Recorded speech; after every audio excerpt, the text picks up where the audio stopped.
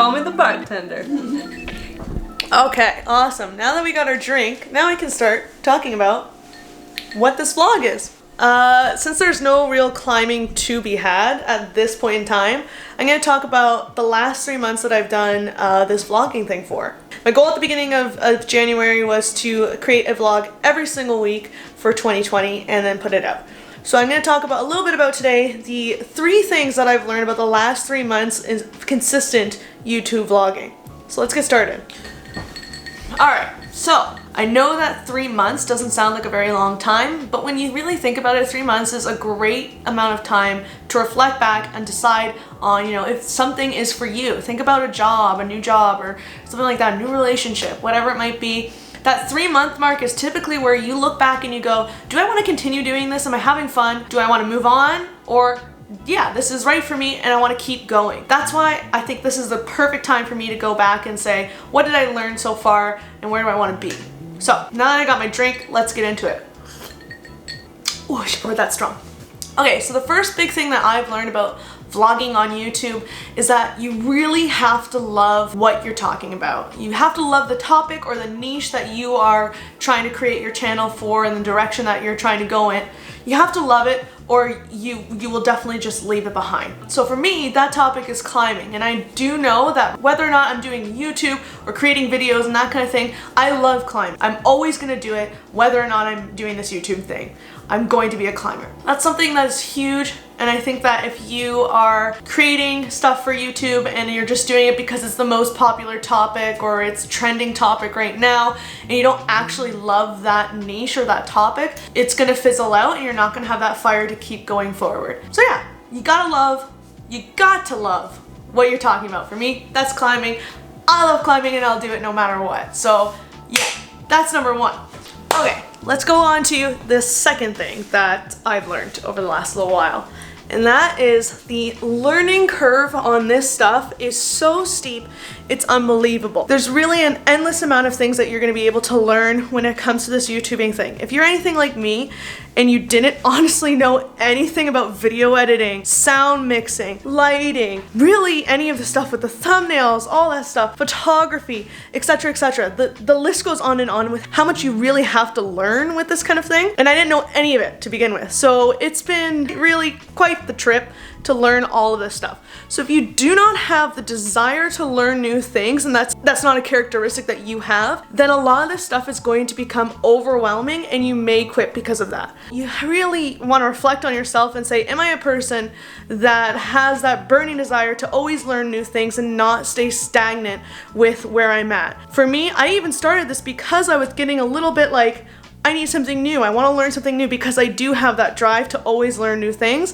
And now that I found this, it's like, oh my God, it's endless with how much you can learn. You want to take a look back as well and think, you know what? Where I was 3 months ago with my videos, they look to me awful now because of where I'm at now. And I have so much further to go because 3 months from now, I'll look at this video and say, that looks pretty awful. And now I have these skills, right? So it's all about learning new skills and having that burning desire to learn those new skills so that you can continuously get better and better. Not only in the topic or niche that you are in, because you'll want to continue learning those things, but also with all of the tools that you need to use, including your camera and all that tech, in order to continue getting better. So that's the second thing I learned, is that the learning curve is huge and you have to have the burning desire to learn new things.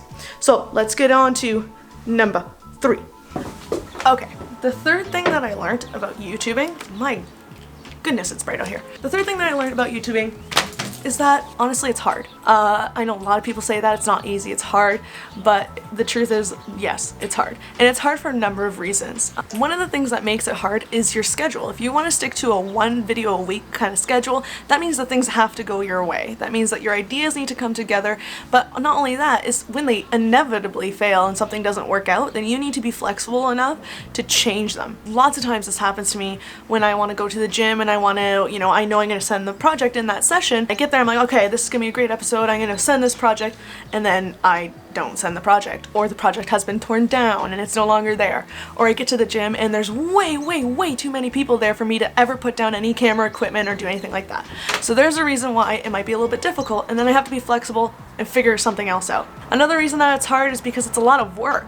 The learning curve, like I was talking about before, if you don't have that desire, then that learning curve to figure things out and get everything done with your editing that you're basically learning as you're creating the video is a little bit hard. And from there, you're gonna find that, oh, I screwed up on this and I screwed up on that, and now I have to try and find ways to fix this and make this work. That's all work on top of your full-time job. So it becomes a little bit difficult there with time management. You want to get your video out once a week, but you have to go from where you're on the computer all day and you don't really want to be on the computer afterwards, but you will need to do your video editing on the computer. So there you are again on the computer.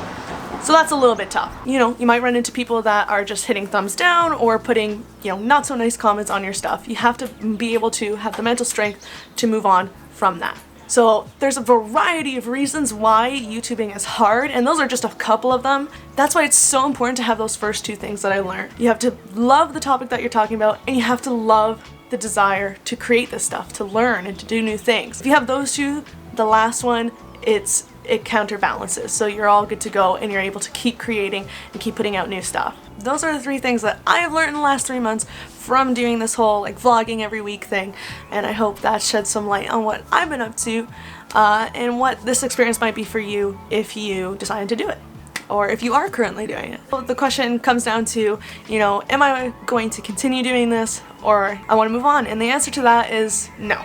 I'm definitely sticking around and still doing this because I have that number one and that number two. I have the love of the topic and I have the desire to continue and to keep learning. You can definitely expect a lot more out of me when it comes to this channel and the content that I have. As soon as we're able to travel again, you'll get some of that in there too. And some more climbing on the way. We didn't get any climbing done this week, but there is a project in the works that I'm very excited about. So let's take a little sneak peek. I'm gonna go to the backyard and we're gonna check that out for a second. Oh, it's very shadowy because the light is right behind me, but as you can see, I have a lot of lumber and plywood and a yard to do something with it. So if you can take a wild guess at what I have coming up for the next couple of weeks, drop it in the comments below. Okay guys, that's all for this week. Thank you so much again for taking the time to watch. I do appreciate it. Remember to, of course, like, comment, subscribe, smash the subscribe down below so that I can continue doing these fun things. But I'm going to see you next week with this project that I have going on over the next couple weeks. So come back, stay tuned, and we'll have a lot more fun. Alright, I'll see you next Thursday.